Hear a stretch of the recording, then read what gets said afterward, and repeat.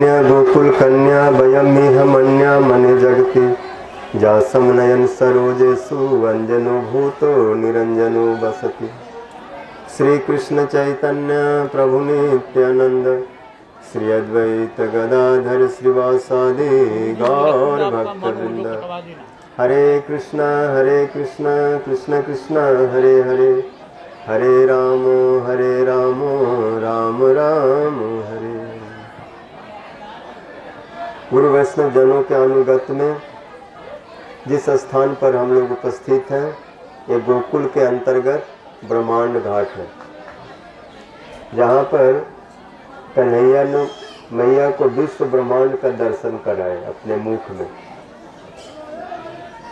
इसलिए इस स्थान का नाम पड़ गया ब्रह्मांड घाट।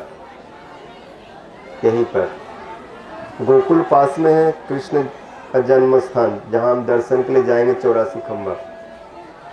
तो वहाँ से यहाँ कोई ज़्यादा दूर नहीं है। बच्चे तो खेल खेल में कहाँ तक कितने दूर तक चले जाते हैं, कोई 2 किलोमीटर 2.5 किलोमीटर दूरी पर है। तो सब सखा लोग खेलते उछलते 2-2.5 साल के थे, यहाँ पर चले आए, लड़खड़ाते गिरते पड़ते सब पूरा गोकुल के टोली बालकों की, गोप बालकों की, और खेल होने लगा। बोले रोहित तो खेल खेलते आज थोड़ा अच्छा खेल खेलेंगे, कुछ हटा करके। कौन सा खेल के? बोले आँख मिचौनी खेलो, इसको बोलते हैं हिडन सिप, आँख मिचौनी।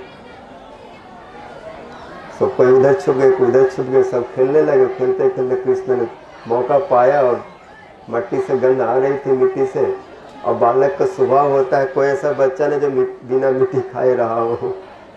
बचपन में सभी खाते, विशेष करके गांव का बच्चा हो जो शहर में जन्मा, जिसने कभी मिट्टी देखा ही नहीं, पत्थरों पर घूमता, उसको क्या पता मिट्टी में क्या स्वाद है, लेकिन बहुत स्वाद है। तो एक बार सखाओं के साथ खेल किए, अद्भुत खेल, सखन संग खेलो और छोटों से माटी को ढेलो। कृष्ण ने छोटे से उठाए, लेकिन सखा लोग बाद में बढ़ा करके बोल दिए, छोटे से माटी को ढेलो, यानी तुरंत कृष्ण मुख में मेलो। गटक गटक गटकाई जसोदा सुन माई, तेरो लाला ने ब्रज रज खाए। खेल खेल खेलते खेलते एक मिट्टी का ढेला उठाए कन्हैया ने, गटाक से सीधे मुंह में टॉफी की तरह थोड़ा चूसे और निकल गए। सखाओं की नजर पड़ गई, दाऊ भैया भी देख लिया। दाऊ भैया बोले कन्हैया क्या कर रहे हो? कुछ नहीं, मतलब मुंह में कुछ मिट्टी है, करने लगे। दाऊ जी को पता है मैया मिट्टी खाने से बहुत नाराज होती है, कभी दाऊ जी भी खाए तो उनके भी कानून मैया ने खींच दिया था, तो उनको पता है। तो बोले कन्हैया ठीक काम नहीं है, मैया मना करते मिट्टी नहीं खानी चाहिए, क्योंकि मिट्टी खाने से शरीर ठीक नहीं रहता, मिट्टी से अस्वस्थ हो जाते हैं। अब पहले मिट्टी खा ली और कन्हैया सिर हिला रहे, डर के, नहीं मैंने नहीं खाया। उसी समय कुछ सखा लोग मैया के पास पहुंच गए। दाऊ भैया भी भागे भागे मैया के पास गए और आंचल पकड़ के बोले मैया मैया कहाँ गए? श्री सुखदेव जी इस लीला को वर्णन कर रहे हैं। एकदा क्रीडमानस्त रामादय गोप दारका कृष्ण मृदम भक्षितवान इति मातृन्य वेदयन। खेलते खेलते जब सखाओं से कृष्ण ने मिट्टी खा ली तो माता से जाकर के निवेदन किया। मैया सुन के तुरंत भागी भागी आई। मैया भयभीत भी हुई और थोड़ा नाराज भी हुई। भयभीत हुई कि पता नहीं कितना मिट्टी खा गए होगा, कोई देखने वाला तो है नहीं, सखा 1 किलो खाया ना 2 किलो खाया ना कितना खाया, इसलिए डर हो गए। तो भागे भागे आए, देखी पेट फूला तो नहीं है, नहीं पेट तो ठीक है, इसका मतलब कम ही खाया, क्योंकि सुबह में मक्खन ज़्यादा खिला दिया था, तो इसलिए कितना खाएगा, पेट खाली तो था नहीं, लेकिन फिर कुछ न कुछ तो खाया है। भैया कृष्ण को पकड़ लिए जोर से और धमकाने लगे, क्योंकि दोबारा फिर गलती नहीं करेगा। मैया सोची इसमें अगर हंस दूंगी और ध्यान नहीं दूंगी तो सोचेगा कुछ, भैया को कुछ फर्क नहीं पड़ता, जो मर्जी करो। तो माता का स्वभाव होता है कि बालक को थोड़ा भी बिगड़ता देखेंगे, थोड़ा गलत करता देखेंगे तो माँ को सहन नहीं होता। तो जानते हैं कि अगर अभी थोड़ा बिगड़ा तो बाद में बहुत बिगड़ जाएगा। फिर बदनामी किसकी होगी? किसका बेटा है? जसोदा का बेटा है, सही है। तो इसका मतलब माँ ने ठीक से शिक्षा नहीं दी, इसलिए मैया सहन नहीं कर सकते, बहुत डांटी। कस्मात मृदमदात आत्मन, सुखदेव कृष्ण के लिए आज तक कोई मंद आत्मा ऐसा कौन बोलेंगे? कोई समस्त आत्माओं की आत्मा है, जिससे जितने ब्रह्मा शिव लोकपाल दिक्पाल सारे ब्रह्मा विष्णु सारे अवतार प्रकट होते हैं, जो परम आत्मा है कृष्णास्तु भगवान स्वयं, अरे मैया कान पकड़ कर डपटती हुई बोल रहे, अरे मंद आत्मा, बालक तो बहुत है लेकिन तुम्हारे जैसे मंद आत्मा है, इतना इतना मुरझाए हुआ आत्मा वाला हो तुम, इतना अवसीभूत चित्त वाले हो, ऐसा तो कोई बालक नहीं है। और भी तो बच्चे खेल रहे हैं, लेकिन ये लोग तो ऐसे इतना गड़बड़ नहीं कर रहे हैं।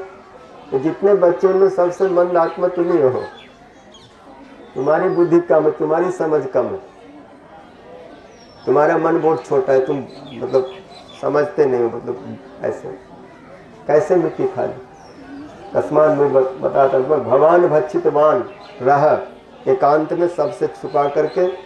कुछ सखा लोग दाऊ जी ने देख लिया, बता रहे बदंती ताब का हेते, ये सब सखा लोग बोल रहे हो, बड़े भैया भी बोल रहे। अब कन्हैया क्या बोले? कन्हैया तत्व में यदि ये बोले कि मैंने मट्टी क्या खाई, थोड़ी सी तो खा ली तो क्या हुआ, हमारे पेट में तो कितने बड़े बड़े मट्टी के ढेले पड़े हुए हैं, एक दो नहीं अरबों खरबों ब्रह्मांड सब मिट्टी के तो ढेला ही है, कितने पड़े हुए हैं। तत्व की बात बताऊंगा तो मैया समझेंगे नहीं, कितने ढेले पड़े हो तो और दो चार डंडा लगा देंगे। इसलिए कृष्ण उसमें झूठ बोले, क्योंकि देखे कि अगर सच बताऊंगा कि मैं भगवान हूँ, मैं परम तत्व में बहुत मट्टी पेट में डाल के बैठा हूँ, तो मैया मानेगी नहीं। किसी भक्त ने देखा, कहा कहो आली कछु वर्णि न जाए दशा, नंद जी के अंगना में कौतुक एक देखो मैं, जगत के ढाटी महापुरुष विराटी, जो निरंजन निराटी ताही माटी खाट देखो। सबको उत्पन्न करने वाले, सबको बनाने वाले, वो क्या उनसे बाहर क्या है जो खा गए? सब तो उनके अंदर में ही है। तो तत्व में तो सब उन्हीं में है, तो खाए क्या? तत्व में कुछ नहीं खाए, लेकिन लीला में उन्होंने मिट्टी पाई, इसको मना नहीं कर सकते। इसलिए लीला का अनुरोध का अनुसार मैया कन्हैया झूठ बोले। क्या बोलते? नाहम भक्षितवान अम्ब, अरे मैया मैंने मिट्टी नहीं खाई। तो ये सब इतने लोग जो बैठ के गवाही दे रहे हैं, ये सब क्या है? बोले सर्वे मिथ्या विसंसिन है, सब झूठे, ये सब एक ही थैली के चट्टे बट्टे हैं। मैया वो बात याद करो, 5 दिन पहले दाऊ ने क्या कहो मेरे से, तो जसोदा के लाला नहीं है, बाबा के लाला नहीं है, तो तुम्हारा और बाबा के साथ कोई मेल नहीं है, मैया के साथ कोई मेल नहीं बैठता। तुमको बाहर से पकड़ के लाए, कहीं तू पड़ा हुआ था किसी खोड़न में, वहां से उठा के लाए, तो तुमको पाल पोस रहे, तो तुम सोच रहे कि मैं उसके असली बेटा मैं हूँ, इसलिए तो मेरे को ज्यादा मक्खन दही मिलता है। ऐसे बच्चे लोग होते हैं आपस में एक दूसरे को चिढ़ाने के लिए। और तुम तो नकली है, बाद में आया, देखो मैं कितना गोरा हूँ, इसलिए तो लोग हमसे ज्यादा प्यार करते हैं। इस पहले में ऐसे बोले, और आज भी मेरे को इस तरह से लोग फंसा रहे हैं, क्योंकि जब खेल हुआ ना तो सबको मैंने पछाड़ दिया, कोई मेरे से एक भी नहीं जीता। क्या श्रीराम, क्या मधुमंगल, क्या दाऊ, जो भिड़ने आए आज मैंने सबको जमीन में सुला दिया, इसलिए सब मेरे से हार गए, इसलिए मेरे ऊपर इस प्रकार से प्लान करके हमको दबा रहे और झूठ पर झूठ बोले जा रहे हो। श्रीराम बोलता सारे कब तू मेरे को जीता है? एक बार भी तू बता दे, यहाँ पर मैया के सामने अपनी डीग हाँक रहा है। दाऊ जी भी सोचे कि कभी तो हमको पटक नहीं पाता, मैं बड़ा हूँ, मैं इसको दबा देता हूँ, लेकिन ये झूठा उल्टा जो भी हो। तो सर्वे मिथ्या विसंसिन सत्यम ग्रस्त रही समचन पश्य मुखम, यदि मेरी बात पर विश्वास नहीं है तो मेरे मुख में देख लो। ऐसे बोल के मैया ने, कन्हैया ने जैसे मुख खोला तो वहां पर मिट्टी तो नहीं दिखाई पड़े, बहुत आश्चर्य दिखाई पड़े। भू भू बहुत सारे ब्रह्मांड देखे, उन ब्रह्मांडों में बहुत सारे द्वीप देखे, उन द्वीपों में जम्बू द्वीप जो हमारे द्वीप का जो है द्वीप इस ब्रह्मांड का उसको देखे, उसमें भारतवर्ष देखे, भारतवर्ष में उत्तर प्रदेश देखे, उत्तर प्रदेश में मथुरा मंडल देखे, मथुरा में गोकुल नगरी और गोकुल नगरी में ब्रह्मांड घाट, और ब्रह्मांड घाट पर मैया कृष्ण को कान पकड़ के घुमा रहे हैं, वो भी मैया अंदर में कृष्ण को पकड़ के घुमा रहे, कान दिखाई पड़ रहे उसी टेलीविजन के अंदर, और सखा लोग सब वहाँ पर, ये सब पूरा मैया देख करके सिर चकराने लगा। ये क्या स्वप्न है या मेरा बुद्धि का भ्रम है, ना कोई माया है, ये क्या है? ये छोटे से बालक के मुंह में क्या देख रहे हो? भूदीप वर्ष अद्रि नभ समुद्र पाताल दिक नरक गण भाग लोक संस्था, पृथ्वी देख रहा हूँ, आकाश देख रहा हूँ, सूर्य चंद्र ग्रह तारे नक्षत्र देख रहा हूँ, अतल वितल सुतल आदि लोक देख रहा हूँ, नरक देख रहा हूँ, बड़े बड़े समुद्र देख रहा हूँ, बड़े बड़े पर्वत देख रहे हूँ, क्या क्या देख रहे? मैं यह समझ नहीं पा रही क्या क्या देख। उस समय मैया ने सोची, ओ तभी तो गर्गाचार्य बोले थे कि तुम्हारा पुत्र साधारण नहीं है, ये नारायण के समान है। तो कोई विशेष व्यक्ति हमारे यहाँ आ गया और मैं उसको बस में करना चाहता हूँ, उसको बालक समझ के शासन करना चाहती हूँ, लेकिन ये तो दिखला रहा है कि मैं किसी के शासन में नहीं रहता, मैं सबका शासन करता हूँ। क्योंकि मैया ने मुख में भी देखा कि ब्रह्मा जी स्तुति कर रहे हैं, 4 सिर से प्रणाम करें, 9 मिनट पुष्का के, शिव जी स्तुति कर रहे हैं, इंद्र कुबेर सब स्तुति कर रहे हैं। उस ऐश्वर्य को देख के मैया बोले, जिनकी सब स्तुति करे, सब धूली सिर पर चढ़ा रहे हैं, और मैं इसको गोद में बिठा के दूध पिलाना चाहती हूँ और इसको मैं भोजन कराना चाहती हूँ, लेकिन देख रहे हैं तो दूध के समुद्र में पड़ा हुआ है, क्षीर सागर में सोया हुआ है, वो सब भी दिखाई पड़ा।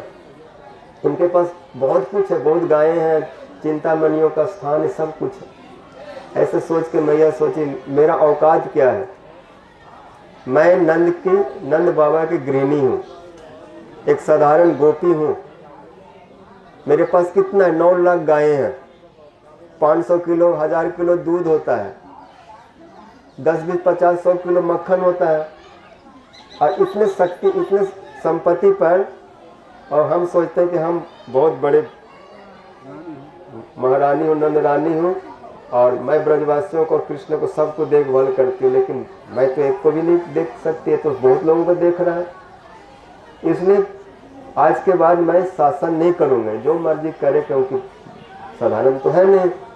जैसे मैया ने ऐश्वर्य के द्वारा बादशाह को छोड़ने की इच्छा कर दी, इनको रोकना, इनको नियंत्रण में करना मेरे लिए ठीक नहीं होगा, छोड़ दो इसको। तो मैया कन्हैया घबराए कि अगर मैया मेरे को छोड़ देगी भगवान समझ के, तो मेरा क्या हो जाएगा? गली गली में घूमना पड़ेगा, और किसी को ये बोलूँगा कि मैं भगवान हूँ, तो बोले भगवान हो तो बस प्रणाम है, और आप भगवान मतलब आप अपने आप को संभालो। क्योंकि भगवान को कौन संभालता है? वो तो सबको संभालने वाले, इसलिए लोग भगवान के पास आके अपना काम, अपनी शिकायत करते हैं, अपना दुख दर्द सुनाते हैं। ओम जय जगदीश हरे, सुख संपत्ति घर आवे, कष्ट मिटे तन का, पाप हरो देवा। ये सब हमारा अलाय बलाय आप ले लो और मेरा सब अच्छा हो जाए। तो बोला अगर भगवान बनूंगा तो लोग हमारे पीछे लाइन लगा के खाली मांगते ही मांगते रहेंगे, कुछ मेरे को देंगे नहीं। लेकिन यहाँ पुत्र बन के हूँ तो क्या नहीं मिलता? कितना बासल, कितना प्रेम, मैया कितना नहलाती धुलाती, खिलाती पिलाती, सुलाती, लोरी गाती, क्या क्या सुख नहीं देती है। इसको तुरंत ऐश्वर्य को बोले भाग।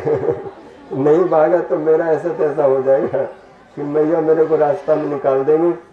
ऐश्वर्य तुरंत वहाँ पर संकुचित हो गया, और मैया कन्हैया के आँख में आंसू है, बड़े मैया क्या करूँ, ये मिट्टी में कुछ स्वाद ही ऐसा है। मैया इसको बुरा मत माने, जो सुख है ब्रजरथ चाखन में, सो सुख नहीं मेवा माखन दाखन में। यानी मुक्ति को मुक्ति कराई जसोदा सुन माई। ये ब्रजरथ में जो स्वाद है ऐसा स्वाद न मुनक्का में है, न किशमिश में है, न काजू में है, न बादाम में है, न खजूर में है, न मक्खन में है, न दाखल में है, न जितने भी प्रकार के जो नारियल, जितने सूखे मेवे आदि हो सकते पकवान, वो सबसे बढ़कर किसका स्वाद है। इसलिए इस राज्य में सब लौटते, सब थोड़ा सा मुंह में डालते हैं। इसलिए डालते हैं कि हम मुक्त हो जाए, कृष्ण के चरणों का भक्त हो जाए, क्योंकि मुक्ति को भी मुक्त करने वाला है। तो मैं भी सोचा कि मेरा भी सब तरह से छुटकारा मिल जाए, ब्रजवासियों के प्रेम में बंध और सब काम से मैं भी मुक्त हो जाऊं। इसलिए इसको मैंने चाख लिया कि मुझे भी ब्रज से प्रेम हो, मैं ब्रज के बन के रहूं, ब्रजवासियों का पुत्र बन के रहूं, सखा बन के रहूं, उनका प्रियतम बन के रहूं। ऐसा रहूंगा तो मेरे ऊपर कोई दायित्व नहीं होगा, सृष्टि वृष्टि का चक्कर मेरे से निकल जाएगा। बाकी सब दूसरे जो लोग हैं, दूसरे जो अवतार है, लीला अवतार है, गुना अवतार, ये सब वो कार्य करेंगे। तो मैं भी सब कार्यों से मुक्त होकर के इस प्रेम को ही पाना चाहता हूँ। नहीं, ये बंधन है, इसको पाने के लिए ब्रज रज को थोड़ा तो सिर में लगाना होगा, थोड़ा तो मुंह में डालना होगा। तो मैंने डाल लिया कि हमेशा से मैं इसी रज से मेरा प्रेम बना रहे। ऐसे मैया को बहुत टोटली बोले, अब बोले मैया बहुत भूख लगी है, अब भूल हो गया, सो गया, आज के बाद मिट्टी नहीं खाऊंगा। क्योंकि पता चला मिट्टी खाने से आप बहुत नाराज होती है, क्योंकि आज तक मैंने आपका ऐसा क्रोध नहीं देखा था। बहुत क्रोध हुआ, तो अब मैं मिट्टी नहीं खाऊं। और कृष्ण को उस समय सुबह का समय था, बहुत घंटे से खेल रहे थे, मैया बहुत देर से डांट रही थी, तो पेट जो था वो ऐसे ऐसे करने लगा। जब भूखा हो जाता तो पेट बिल्कुल हिलने लगा। मैया सरे तो बहुत भूखे हो रहे हो, तो कन्हैया गोद में बिठाए, आंचल ढके और दूध पिलाने लगे। तो ऐसे जहाँ पर लीला हुई, ऐसे मधुर लीला, उस लीला को ब्रह्मांड घाट अपने हृदय में धारण करके विराज रहा है आज तक, और आगे भी रहेगा। जो कोई भी यहाँ पर आते हैं उनको इन लीलाओं की स्फूर्ति हो जाती है। ऐसे ब्रह्मांड घाट की महिमा को कौन वर्णन कर सकता है, जहाँ पर भगवान बालक बने हुए हैं और बालकों की तरह नर्वत लीला करके इस भाव को ग्रहण कर रहे हैं। इसलिए सुखदेव गोस्वामी ने बोला कि भगवान कुछ भी हो, लेकिन ब्रजवासियों के लिए अपने लौकिक बंधु के तरह है। उनको अपने कृष्ण को साधारण पुत्र, सखा, प्रियतम की तरह देखते हैं। लेकिन तत्व में कृष्ण कौन है? त्रजा उपनिषद, सारे उपनिषद, वेद, वेदांत, भगवद गीता, भागवतम, महाभारत, कोई भी ऐसा शास्त्र नहीं जहाँ पर उनकी महिमा का वर्णन नहीं है। वेद में, रामायण में, पुराण में, भारत में, सब जगह पर हरि सर्वत्र गीयते, सब उनकी महिमा है, जय जयकार है। त्रयोदश जैसे सांख्य, योग और जितने सातवत शास्त्र हैं, उनकी महिमा को जुगों जुगों से गा के शेष नहीं किए। ब्रह्मा शिव सब स्तुति करके आज तक अंत नहीं किए। साम वेद निरंतर गा रहे हैं, गाए जा रहे हैं। गायन गुणानन आदिदेव अनंत हजार मुख से गा रहे हैं। शेषो धुनापि संवसित नास्य पारन। चार भैया चतुष्ण, चार मुख से ब्रह्मा जी, 5 मुख से शिव जी, कोई ना अंत, उसको अंत को नहीं पा रहे। ना अंतम विदाम मुन्ना विजस्य माया बलस्य। फिर साधारण जीव क्या उनके बारे में कह सकता? ऐसे भगवान को मैया केवल पुत्र मानती और उस पुत्र को ऊर्जिता भक्ति के द्वारा, केवला भक्ति के द्वारा, विशुद्ध वात्सल भाव के द्वारा पोषण करती। इसलिए भगवान भी कहते जितने योग शास्त्र सांग ज्ञान है वो सब मेरे को नहीं पकड़ पाते, नहीं पा पाते, मेरे को अनुभव नहीं कर पाते।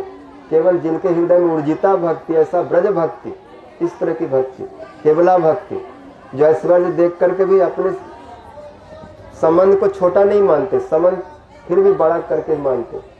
मैया ने ऐश्वर्य को बाद में ही समझा कि कृष्ण कुछ नजर लग गए हो, कोई टोना कर गए हो, कोई जादू कर गए हो। क्योंकि जादूगर भी तो जादूगरी में बहुत कुछ दिखा देते हैं जो ऐसा नहीं होता। इसलिए लगता है कोई ने इसके ऊपर कोई चक्कर चला दिया है।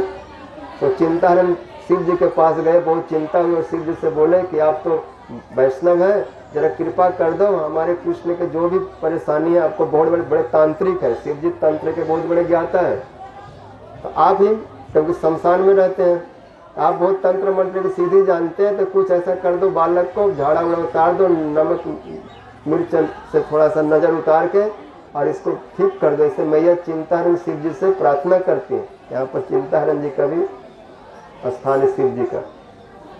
और यहीं पर कोलर घाट, इसी यहीं से पार हो करके वसुदेव जी गोकुल में आए थे। तो उसमें जमुना इतना ऊपर उठ गई क्योंकि मथुरा उधर में, इधर में गोकुल, इतना मथुरा उतर गोकुल नगरी, बीच में जमुना बहे गहरी, बड़ी दूर नगरी, बड़ी दूर नगरी, कैसे आऊं रे कन्हई तेरी गोकुल नगरी। तो वसुदेव जी जब यहाँ लेके आ रहे थे तो जमुना जी इतने उताल तरंगे उठी, वसुदेव जी की दाढ़ी छूने लगी।